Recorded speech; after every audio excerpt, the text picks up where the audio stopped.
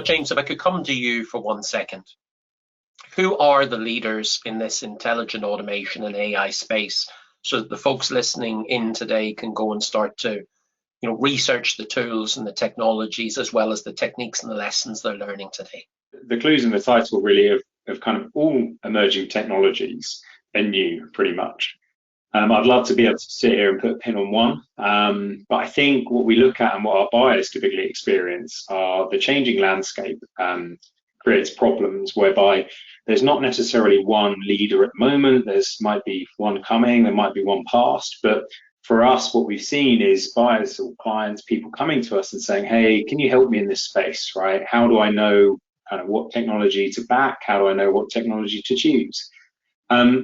And we typically, like, our response is often around kind of look to partner with organizations that understand the technical landscape first. That's quite critical, but it's a combination of that combined with an understanding of business problems.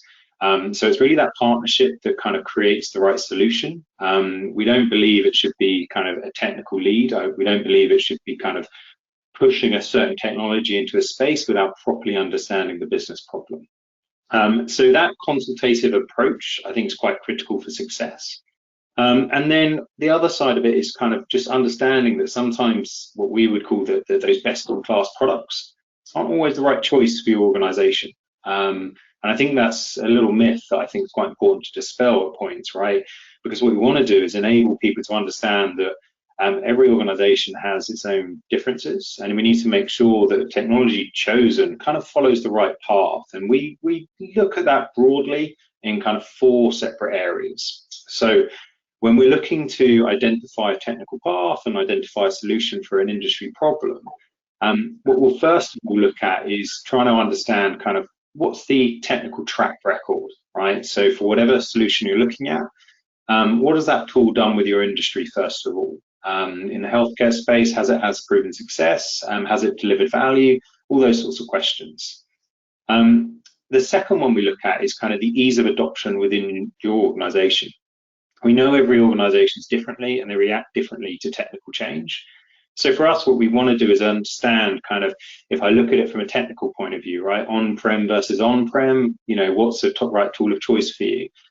We then look at it from a political standpoint, right? Kind of, is there a tool or technology or solution that might be more suitable to your organization and your ability to implement it? And then we look at it kind of from a more, I suppose, a longer term point of view, right? So for us, we want to understand the roadmap. So every tool has its own roadmap, and it's really important to understand that, is that roadmap going to support your business goals over the next 2, 3, 4, 5 years? Even if it's hitting them now, are they going to take on board comments, feedback, those sorts of questions to you that are really going to help you drive change within your organization? And then the final kind of category we look at in terms of understanding what tool to choose, or those leaders, if you like, it's that really sexy topic of total cost of ownership, or TCO. So for us, that initial cost of ownership can be more easier. We talk about licenses, we talk about delivery.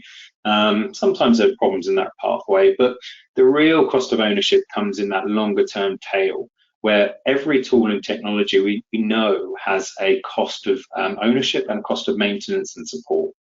So we typically talk to our buyers or clients, whoever it might be, about how is that support model and maintenance piece going to affect your total cost of ownership. And going back to kind of what Jack and Claire talked about, those project charters that you created initially, how's that going to be factored in longer term? How are you going to understand the impact of that in that business case? And then how are you going to realize that over the next 1 to 3 years?